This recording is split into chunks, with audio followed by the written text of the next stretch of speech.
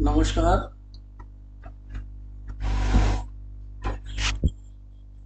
मैं हूँ अशोक त्रिपाठी और आपका स्वागत करता हूँ अपने channel history culture historiography and research methodology में।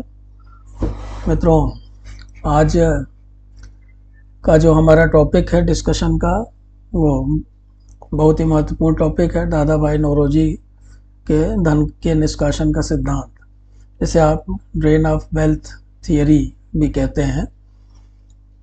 तो आइए हम लोग इस पर चर्चा करते हैं। हालांकि अभी मैं आधुनिक भारतीय इतिहास के ऊपर एक पूरी सीरीज बना रहा हूं और उसके लगभग 11 भाग डाल चुका हूं, अपलोड कर चुका हूं। एक दो दिन में उसका अगला भाग लेके आपके सामने आऊँगा। इस बीच में मुझे ये लगा कि ये बहुत ही महत्वपूर्ण टॉपिक है, बहुत सारी परीक्षाओं में पूछा जाता है, कई बार केवल टिप्पणी लिखने के लिए, कई बार फुल फ्लेज्ड क्वेश्चंस के रूप में। तो इसलिए आइए इस पर हम लोग चर्चा करते हैं। मेरा निवेदन आप लोगों से है कि चैनल को सब्सक्राइब अवश्य करें और अपने दोस्तों के साथ भी शेयर करें। तो आइए चर्चा प्रारंभ करते हैं। मित्रों, सबसे पहले तो हम दादा भाई नौरोजी के बारे में ही थोड़ा उनका परिचय आपको दे दें। ये दादा भाई नौरोजी जो है वो कांग्रेस का जो द्वितीय सेशन था उसके अध्यक्ष थे। ब्रिटेन में रहते थे वो, और जैसे कि आप देख रहे हैं, he was elected to British parliament from Finsbury constituency in 1891। 1891 में जो है वो ब्रिटिश पार्लियामेंट के लिए चुने गए थे, विंसबरी चुनाव क्षेत्र से। और तो इस तरह से वो पहले भारतीय सांसद थे ब्रिटिश संसद में, और उन्होंने जो है लंदन इंडियन सोसाइटी की स्थापना की थी। He was a founder member of London Indian society. और एक और बहुत ही महत्वपूर्ण संगठन था जो 1886 में जिसकी स्थापना हुई थी, ईस्ट इंडियन एसोसिएशन, वो उसके भी फाउंडर मेंबर थे। वो एक पाक्षिक निकालते थे जिसका नाम था रास्त गोफ्तार, और दूसरा एक जर्नल था जिसका नाम था द वॉइस ऑफ इंडिया। और उन्होंने एक बहुत महत्वपूर्ण पुस्तक लिखी थी, poverty and un British rule in India. तो he is known as grand old man of India. तो उनको grand old man of India भी कहा जाता था। मित्रों, जैसा कि हम सभी को पता है कि भारत जो है वो इंग्लैंड का उपनिवेश बन गया था, और हालांकि वो एक व्यापारिक कंपनी के रूप में भारत में आए थे। ईस्ट इंडिया कंपनी की स्थापना 1600 ईस्वी में हुई थी, और उस समय भारत में मुगलों का साम्राज्य था। और धीरे धीरे हम ये देखते हैं कि जैसे जैसे जो ताकतवर मुगल शासक थे, जैसे जैसे वो समाप्त होते गए, खासतौर पे औरंगजेब तक, अकबर से लेकर औरंगजेब तक, उसके बाद ईस्ट इंडिया कंपनी को अपना पांव जमाने का अवसर मिला भारत में। आप ये कह सकते हैं कि राजनीतिक रूप से भी, व्यापारिक के साथ साथ राजनीतिक रूप से भी 1757 में प्लासी का युद्ध हुआ। फिर उसके बाद आगे चल के बक्सर का युद्ध हुआ, इसमें हम लोग पहले चर्चा कर चुके हैं। और धीरे धीरे जो ब्रिटिश आर्थिक नीतियां थी वो स्पष्ट होती गई। यहाँ हम केवल आर्थिक नीतियों की बात करेंगे। तो वास्तव में उपनिवेशवाद का जो आर्थिक चरित्र था उसको उद्घाटित करने में दादा भाई नौरोजी का बहुत ही महत्वपूर्ण योगदान रहा, बहुत ही महत्वपूर्ण रोल रहा। जैसे कि हम सभी जानते हैं कि 1885 ईस्वी में कांग्रेस की स्थापना हुई, और कांग्रेस की स्थापना होने के बाद जो भारत का राष्ट्रीय आंदोलन था वो संगठित हुआ, और हम कह सकते हैं पटरी पर आया। प्रारंभ में अगर हम देखें तो 1858 से लेकर 1905 ईस्वी तक का जो दौर था भारत में, वो दौर उदारवादियों का दौर कहा जाता है। और ऐसा कहा जाता है कि ये लोग जो है ब्रिटिशर्स के सामने मिन्नतें करने में विश्वास रखते थे, उनके सामने हाथ फैलाने में, उनसे कुछ अपने लिए जो है कुछ विशेषाधिकार वगैरह प्राप्त करने का प्रयास करते थे।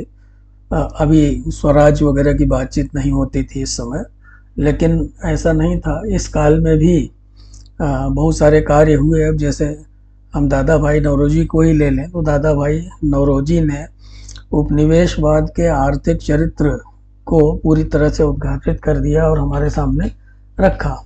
तो बहुत सारे देशों में ब्रिटिशर्स ने अपने उपनिवेश बना रखे थे और दूसरे यूरोपीय शक्तियों ने भी अपने उपनिवेश बना रखे थे। और अब चूंकि ब्रिटेन जो है वो एक आर्थिक ताकत बन चुका था, उनके यहाँ औद्योगिक क्रांति हो चुकी थी, उनके यहाँ टेक्नोलॉजिकल रिवोल्यूशन आ चुका था, तो इसलिए उनको जो उनके उपनिवेश थे वो उनके लिए बहुत बड़े बाजार थे। और साथ ही साथ बाजार होने के साथ साथ जो है कच्चा माल आपूर्ति करने के साधन भी थे। तो बहुत सारे भारतीय जो बुद्धिजीवी थे, जो चिंतक थे, उन्होंने ऐसा नहीं था कि उन्होंने ब्रिटिशर्स के आर्थिक नीतियों को नहीं समझा था। ब्रिटिश 1870 से 1905 ईस्वी के बीच जो है बहुत सारे लोगों ने आर्थिक मामलों को लेकर के अपनी चिंता प्रकट की और दादा भाई नौरोजी का नाम जो है उनमें सर्वोपरि है। और उन्होंने बहुत ही अच्छे तरीके से अपने लेखों के माध्यम से, अपने भाषणों के माध्यम से जो उपनिवेशवाद का जो आर्थिक चरित्र था उसके बारे में भारत के लोगों को बताया, उसके बारे में लोगों को परिचित कराया। और नतीजा ये हुआ कि धीरे धीरे आगे चल करके हम देखते हैं बहुत सारे लोगों ने, जैसे रमेश चंद्र दत्त थे, ICS अधिकारी थे, और उन्होंने 2 भागों में पुस्तक लिखी, इकोनॉमिक हिस्ट्री ऑफ इंडिया। और तो उनको प्रेरणा कहाँ से मिली थी? उनके प्रेरणा स्रोत जो थे वो दादा भाई नौरोजी ही थे। इसी तरह से न्यायमूर्ति महादेव गोविंद रानडे ने भी बताया। आगे चल कर के हम ये देखते हैं कि बहुत सारे लोगों ने पुस्तकें लिखी और आगे चल कर के अब जैसे AR देसाई ने लिखी भारतीय राष्ट्रवाद की सामाजिक पृष्ठभूमि, आर्थिक पृष्ठभूमि, तो उनमें जो उपनिवेशवाद का जो आर्थिक प्रभाव था उसके बारे में बताया। डॉक्टर विपिन चंद्र ने बहुत अच्छा काम किया है। उन्होंने भी उपनिवेशवाद के औपनिवेशिक अर्थतंत्र के बारे में उन्होंने काफ़ी कुछ लिखा है। और तमाम ऐसे लोग थे जैसे JB जोशी, P सुब्रमण्यम अय्यर, गोपाल कृष्ण गोखले इत्यादि जो थे, इन सब लोगों ने भी, मतलब जो उदारवादी धड़े के जो राजनीतिज्ञ थे उन लोगों ने काफ़ी कुछ इसके बारे में लिखा। आगे चल के महात्मा गांधी जो थे उन्होंने भी काफ़ी लिखा। महात्मा गांधी ने तो भारत का विकास कैसे हो सकता है, हालांकि महात्मा गांधी अर्थशास्त्री नहीं थे, लेकिन आज बहुत सारे विश्वविद्यालयों में गांधीयन इकोनॉमिक्स पढ़ाई जाती है। और भारत में जब आगे चल कर के हम ये देखते हैं धीरे धीरे यहाँ पे भी औद्योगिक विकास वगैरह प्रारंभ हुआ, तो उसमें कितनी अड़चनें आ रही थी भारत के लोगों को उद्योग वगैरह लगाने में। इन सब चीज़ों से भी जो है भारत में ब्रिटिश राज का जो भारतीयों पे आर्थिक प्रभाव था उसके बारे में जानकारी मिली। तो दादा भाई नौरोजी ने लगभग आधी शताब्दी तक अपने भाषणों और लेखों के माध्यम से भारतीयों को बताया कि भारत के धन का एक बहुत बड़ा भाग ब्रिटिश सिविल सेवा के जो अधिकारी थे उनके वेतन के रूप में और उनके पेंशन के रूप में, भारतीय सरकार द्वारा लिए गए ऋण के ब्याज के रूप में, भारत में ब्रिटिश पूंजीपतियों के लाभ के रूप में, ब्रिटेन में भारतीय सरकार के होम चार्ज के रूप में, तथा अन्य अनेक रूपों में बहुत सारा धन जो कि करोड़ों रुपए में था, बहुत सारा धन जो है वो इंग्लैंड पहुंचाया जा रहा है। तो कुल मिला करके उनका निष्कर्ष ये था कि इंग्लैंड जो है वो भारत के लोगों का खून चूस रहा है। भारत के लोग, जैसे आप लोगों ने इतिहास में पढ़ाई है कि किस तरह से उन्होंने जो भारत का जो हस्तकला उद्योग था उसको पूरी तरह से बर्बाद कर दिया था, कृषि का वाणिज्यीकरण कर दिया था, किसानों के ऊपर कर बढ़ाते जा रहे थे, भारतीय जो व्यापार वगैरह था उनको प्रोत्साहन नहीं दे रहे थे किसी तरह से। तो ये सारी बातें, बहुत सारे जो ब्रिटिश पूंजीपति थे वो भारत में आकर के लाभ कमाने की इच्छा से जो है यहाँ पूंजी निवेश कर रहे थे और लाभ कमा करके जा रहे थे। कंपनी के जो कर्मचारी थे वो बहुत ही भ्रष्ट थे और भ्रष्टाचार से बहुत सारी कमाई करके वो अपना धन जो है वो यहाँ से इंग्लैंड ले जा रहे थे। Excuse me. तो मित्रों, उपनिवेशवाद के बारे में जब भी बात होती है, उपनिवेशवाद के बारे में, राष्ट्रवाद के बारे में, तो जो भी इतिहासकार हैं वो आर्थिक इतिहास के ऊपर विशेष बल देते हैं। तो राष्ट्रवादी जो नेता थे भारत के, उन्होंने इसमें कोई कोर कसर नहीं छोड़ी और उन्होंने ये बताने की कोशिश की, जैसे कि हमने बताया आपको, दादा भाई नौरोजी ने बताया कि किस तरह से भारत का जो धन है वो बाहर जा रहा है। तो और भी बहुत सारे कारण थे जिनके कारण जो है भारत का जो धन था वो बाहर जा रहा था। जैसे अभी आपने दादा भाई नौरोजी ने बताया कि किन कारणों से जा रहा था।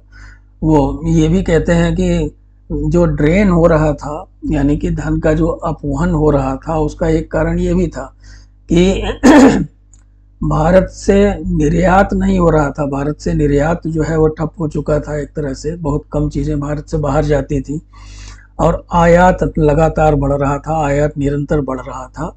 तो जिसके कारण भारत को कोई आर्थिक लाभ नहीं होता था। और अगर आयात और निर्यात में एक संतुलन बना रहता है तभी वो देश के लिए, देश की आर्थिक स्थिति के लिए लाभदायी होता है। लेकिन यहाँ पे तो एक तरफा व्यापार हो रहा था, आयात बहुत ज़्यादा हो रहा था। तो क्योंकि ब्रिटिशर्स ने ऐसी पॉलिसी बना रखी थी, ऐसी नीतियाँ बना रखी थी, उन्होंने निर्यात को कभी प्रोत्साहन ही नहीं दिया। तो राष्ट्रवादियों की गणना के अनुसार जो है बहुत सारा धन जो है, जैसे सरकारी राजस्व का आधा और संपूर्ण भू राजस्व से अधिक तथा भारत के संपूर्ण बचत के 1/3 के बराबर धन जो है वो बाहर जा रहा था। और आज के परिप्रेक्ष्य में यह धन आजकल की राष्ट्रीय आय का 8% था। ऐसा जो आर्थिक इतिहासकार लोग लिखते हैं कि अगर आज के समय से कल तुलना की जाए तो, बल्कि 8% से भी ज़्यादा होगा, क्योंकि जिन पुस्तकों में 8% लिखा गया है वो 25 साल 40 साल पहले लिखा गया था। तो आज की स्थिति में तो और भी बहुत ज़्यादा होता। तो ये जो ड्रेन थियरी थी या अपवहन का जो सिद्धांत था, वो जैसे कि अब आप समझ गए होंगे कि उसका प्रतिपादन जो था, धन के निष्कासन के सिद्धांत के प्रवर्तक दादा भाई नौरोजी थे, और जिन्होंने अत्यंत गहन अध्ययन के उपरांत ब्रिटिश संसद में अपने ओजस्वी भाषणों द्वारा सप्रमाण भारत के धन की खुली लूट का पर्दाफाश किया। और इंग्लैंड के प्रशासकों और विद्वानों से उन्होंने बहुत कठिन सवाल पूछे कि आप ऐसा क्यों कर रहे हैं, क्यों आप भारत को लूट रहे हैं। जैसे आपकी जनता है, जितना ख्याल आप अपनी जनता का रखते हैं उतना ही ख्याल आपको भारत की जनता का भी रखना चाहिए, क्योंकि वो भी इंसान है, वो भी मनुष्य हैं। तो इसका असर बहुत सारे जो उदार अंग्रेज थे उनके ऊपर पड़ रहा था, और वो भी बीच बीच में उनका समर्थन करते थे। तो अनेक अवसरों पर उन्होंने अपने तर्कपूर्ण, अपने तथ्यपूर्ण और प्रामाणिक व्याख्यानों के द्वारा ब्रिटिश पार्लियामेंट को ये सोचने के लिए विवश कर दिया, मजबूर कर दिया। और भारतीय राष्ट्रीय कांग्रेस को भी उन्होंने एक मुद्दा प्रदान कर दिया कि राष्ट्रीय कांग्रेस का जब अधिवेशन हो या राष्ट्रीय कांग्रेस के लोग जब भी ब्रिटिश सरकार के साथ उनकी बातचीत हो तो वो इस मामले को उठाते थे। तो इस मामले पर एक देशव्यापी बहस भी प्रारंभ हो गई। भारत के आर्थिक इतिहास पर पुस्तकें और लेख लिखे जाने लगे। जैसे मैंने आपको बताया, रमेश चंद्र दत्त ने लिखा, पुस्तक लिखा, राणा डे ने लेख लिखे, इसी तरह से गोखले जी ने लिखे, और भी बहुत सारे राष्ट्रवादी नेताओं ने ब्रिटिश सरकार के या ब्रिटिश प्रशासन के आर्थिक प्रभाव पर लिखा। मित्रों, मई 1867 में सबसे पहले दादा भाई नौरोजी ने यह विचार व्यक्त किया कि ब्रिटेन भारत के धन का अपमान कर रहा है, और उसका खून चूस रहा है। तो उस समय से लेकर के लगभग अगले 50 वर्षों तक उन्होंने काफ़ी कुछ लिखा, काफ़ी कुछ कहा। दादा भाई ने कहा कि ब्रिटिश शासन निरंतर वर्धमान और प्रतिदिन वर्धमान विदेशी आक्रमण है, यानी कि एक ऐसा आक्रमण है, ऐसा विदेशी आक्रमण है जो लगातार बढ़ रहा है, लगातार जो है वो देश को बर्बाद करता जा रहा है धीरे धीरे पूरी तरह से। और उन्होंने ये भी कहा कि लोगों पर लगातार करों का बोझ बढ़ाया जा रहा है। जैसे आप देखिए ब्रिटिश सरकार की जो भू राजस्व नीतियाँ हैं, ब्रिटिश सरकार की और भी जो कर प्रणाली थी, उनको देखने से, उनका गहराई से अध्ययन करने पे पता चलता है कि करों का बोझ लोगों के ऊपर बढ़ रहा था। तो अंग्रेज सरकार जो थी वो केवल वसूली में ही व्यस्त थी, ज़्यादा से ज़्यादा कर वसूले जा रहे थे, लेकिन ऐसा कोई उपाय नहीं किया जा रहा था कि लोगों की आमदनी बढ़े और लोग कर देने में सक्षम हो सके। तो ब्रिटिश शासन के इस विचारहीन कार्य और निर्दय आर्थिक नीतियाँ जो थी वो भारत को बर्बाद कर रही थी, ऐसा दादा भाई नौरोजी का मानना था। उन्होंने जो है वो इस बात की घोषणा की कि ड्रेन ऑफ वेल्थ जो है वो ब्रिटिश शासन की एक मूलभूत बुराई है और भारत की जो गरीबी है, आज भारत जो गरीब हो रहा है, जो उन्होंने पुस्तक लिखी poverty and un British rule in India, तो भारत की गरीबी का जो सबसे बड़ा कारण था वो उन्होंने बताया कि वो यही है कि ब्रिटेन द्वारा जो है भारत का एक तरह से खून चूसना। तो खून चूसना मतलब कि आर्थिक रूप से उसको एकदम कमज़ोर कर देना। मित्रों, 1881 में दादा भाई नौरोजी ने कहा कि ब्रिटिश शासन, आपने अभी देखा कि 1881 में उन्होंने कहा था कि ब्रिटिश शासन निरंतर वर्धमान और प्रतिदिन वर्धमान विदेशी आक्रमण है जो देश को पूर्ण रूप से मगर धीरे धीरे बर्बाद कर रहा है। तो मित्रों, 1871 में एक लेख उन्होंने उनका छपा था जिसमें the benefits of British rule, तो ये OFF हो गया है, इसको आप OF केवल पढ़ें। तो the benefits of British rule, तो टाइपिंग मिस्टेक है, थोड़ा OF के ऑफ पढ़ें, इसको OFF नहीं। तो 1871 में उन्होंने आंकड़ों के माध्यम से बताया कि इस समय तक लगभग 50 करोड़ रुपए का ड्रेन या अपवहन भारत से ब्रिटेन हो चुका है और इसमें 1 करोड़ 20 लाख प्रति वर्ष की दर से वृद्धि हो रही है।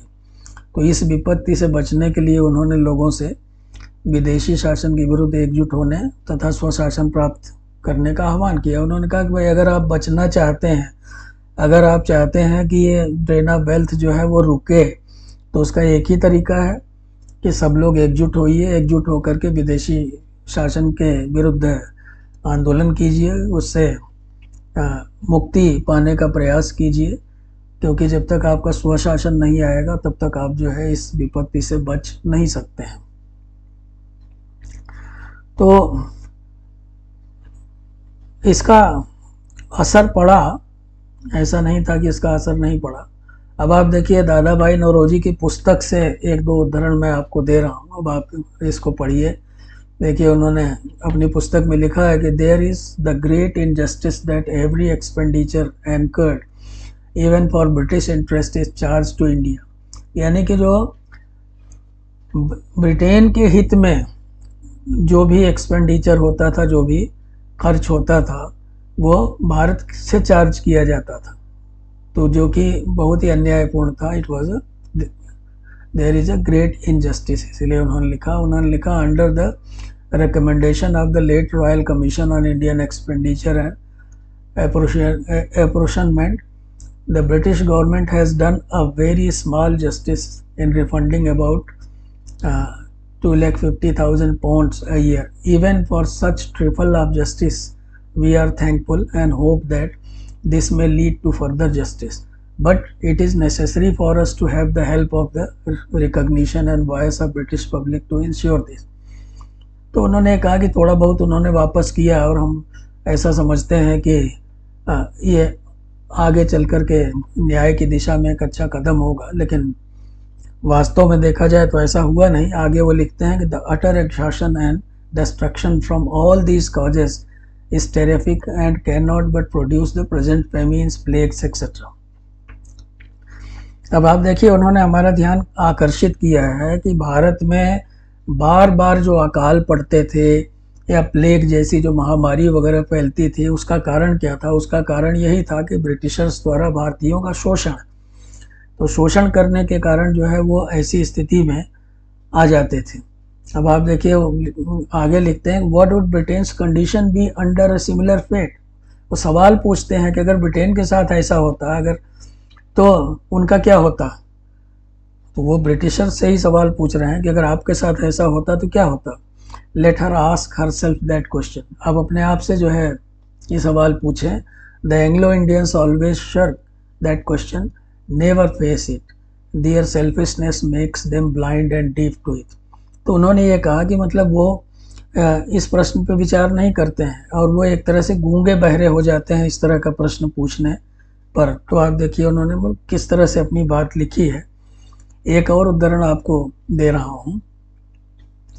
अब आप देखिए उन्होंने लिखा, the want of blood among the agricultural population is getting so complete that famines and plague like the present are fast bleeding the masses to death. अब आप देखिए कि उन्होंने लिखा है कि किस तरह से जो है ब्रिटिश नीतियों के कारण जो है, उनके खून चूसने की नीतियों के कारण जो भारत की जो जनता थी, खास करके जो कृषक जनता थी, वो किस तरह से बड़ी संख्या में फेमिन्स के कारण या अकालों के कारण किस तरह से बड़ी संख्या में उनकी मृत्यु हो रही थी। आप देखिए उन्होंने आगे लिखा है कि but the drain is not all. केवल यही नहीं था, निष्कासन ही नहीं सब कुछ था। वो लिखते हैं, all the Wars by which the British Indian Empire is built up have not only been fought mainly with Indian blood, but every farthing of expenditure, with insignificant exceptions, incurred in all wars and proceedings within and beyond the frontiers of India, by which the empire has been built up and maintained up to the present day, has been exacted from the Indian people. Britain है spent nothing. तो वो ये लिखते हैं कि जितने भी युद्ध वगैरह होते तो वो क्या लिखते हैं कि वो एक तरफ तो भारत का खून बहाते थे और दूसरे जो इंडियन ब्लड तो था ही, भारत का खून बहा, यानी भारतीय सेनाओं से वो भारतीय सेनाओं के सहारे वो जैसे भारत में अपने साम्राज्य का विस्तार कर रहे थे, तो उसमें भारतीय सैनिकों को अपनी सेनाओं में अपॉइंट करते थे, वही लड़ते थे, वही मरते थे, उन्हीं का खून बह रहा था और साथ ही साथ उसका खर्चा भी जो है भारतीयों से लेते थे। अब जैसे आप देखिए सब्सिडरी अलायंस स्वीकार कर लिया, कहीं किसी के यहाँ सेना रख दी कि हम आपकी रक्षा के नाम पे सेना रख रहे हैं, और फिर उनसे उसका खर्च लेते रहे और उनकी रक्षा करने के बजाय अपना साम्राज्य बढ़ाते रहे। भारतीय लोग जो है वो सैनिक जो थे वो मरते लड़ते रहे उनके लिए और उनको कोई फ़ायदा नहीं होता था। तो इस तरह से ये सारा खर्चा जो है वो भारतीयों के ऊपर आता था जो युद्धों वगैरह का था, और तो जान माल दोनों की हानि भारतीयों को हो रही थी। मित्रों एक और उदाहरण देखिए कि it might be asked, were not the famines due to droughts. ये पूछा जा सकता है सवाल कि जो फेमिन्स वगैरह थी वो किस क्यों थे, वो क्या सूखा वगैरह पड़ने के कारण था, अकाल पड़ रहा था। तो इसका उत्तर जो है वो निगेटिव में होगा। His answer was in negative. India was able to grow any quantity of food. आप इस बात पर ध्यान दीजिए मित्रों कि वो ये कहते हैं कि भारत जो है वो बड़ी मात्रा में, भारी मात्रा में अनाज पैदा करता था, पहले से उसका इतिहास रहा है।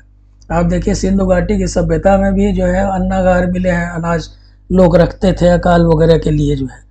तो her resources in that respect were inexhaustible, and when famines had occurred in the past before she was subjected to the continual drain of her wealth, the population were able to withstand them because they had stores of grain upon which they could fall back, but nowadays they were unable to accumulate such stores.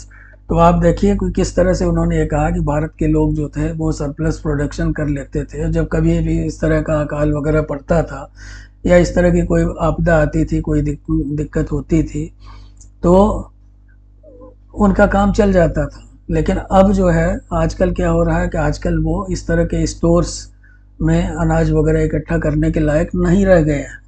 तो ये 2-3 उदाहरण मैंने आपको दादा भाई नौरोजी की पुस्तक से दिए। मित्रों, इसका जो है काफ़ी प्रभाव पड़ा।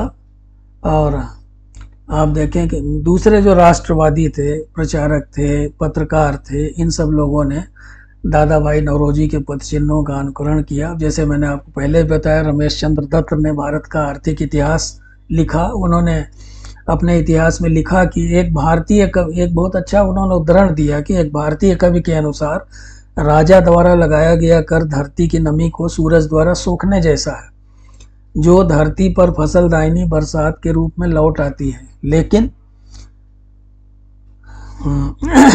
धरती की माटी से सोखी गई नमी अब भारत पर नहीं बल्कि दूसरे हाथों पर अधिक बरसती है। उन्होंने आगे कहा कि जहां की वित्तीय दशा ऐसी हो कि हर साल राजस्व का आधा भाग देश से बाहर चला जाता हो, तो धरती का समृद्धतम देश भी शीघ्र ही अकाल की विभीषिका तक पहुंच जाएगा। तो धन के अपोहन ने भारत को बार बार पड़ने वाले भयानक अकालों का देश बना दिया है, जिसके विषय में भारतीय इतिहास में कोई जानकारी नहीं थी। मित्रों, अपोहन सिद्धांत में उपनिवेशवाद के सभी जो राष्ट्रवादी लेखक थे, तो उन लोगों ने एक सूत्र में ये आवाज़ उठाई, एकजुट होकर के ये आवाज़ उठाई कि भारत का धन जो है वो बाहर जा रहा है, भारत के उद्योग नष्ट हो रहे हैं, भारत में कृषि के विकास की उपेक्षा की जा रही है। और तो ये सारी परिस्थितियां जो हैं, ये परिस्थितियां ड्रेन ऑफ वेल्थ थियरी के कारण हो रही हैं, ब्रिटिश शासन के शोषणकारी चरित्र के कारण होती हैं।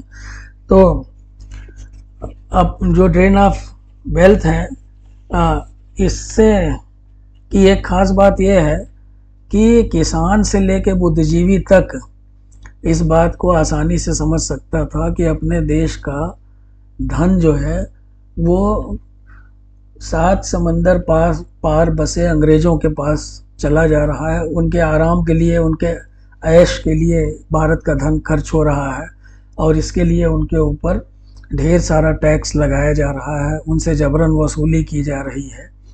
तो आगे चल कर के हम ये देखते हैं कि राष्ट्रीय आंदोलन का एक नारा बन गया जिसमें कहा गया नो ड्रेन, यानी कि अब और नहीं, अब और ज़्यादा अपमान नहीं होना चाहिए। तो इस तरह से हम ये देखते हैं कि राष्ट्रीय आंदोलन में जो आर्थिक मुद्दा था वो पूरी तरह से छा गया। इस प्रश्न पर विदेशी शासकों ने भी लोगों को प्रसन्न करने के लिए कुछ नहीं किया, और आगे जब तक भी उनको मौका मिला वो भारत को इसी तरह से लूटते रहे। लेकिन ये ज़रूर था कि इसके कारण राष्ट्रीय आंदोलन में तेज़ी आई। और जैसा कि दादा भाई नौरोजी ने, अभी मैंने आपको पहले ही बताया कि दादा भाई नौरोजी ने अपने लेख में कहा था कि अगर इस विपत्ति से ड्रेन ऑफ वेल्थ थियरी से छुटकारा पाना है, यानी कि भारत के धन के अपहन से, धन के निष्कासन से छुटकारा पाना है, तो उसका एक ही उपाय है कि ब्रिटिश शासक को जड़ से उखाड़ फेंका जाए और सारे लोग, भारत के लोग जो है वो एकजुट हो जाएं, और एकजुट हो करके वो राष्ट्रीय आंदोलन को गति प्रदान करें, तेजी प्रदान करें, और स्वशासन की मांग करें और स्वशासन को हासिल करें। तभी जो है इस विपत्ति से छुटकारा पाया जा सकता है। तो बहुत बहुत धन्यवाद मित्रों। ये छोटा सा वीडियो मैंने आपके लिए बनाया। अगर आपको ये वीडियो पसंद आया हो तो आप कमेंट अवश्य करें इसके बारे में, और एक बार फिर से निवेदन है कि आप चैनल को सब्सक्राइब अवश्य करें। बहुत बहुत धन्यवाद। नमस्कार।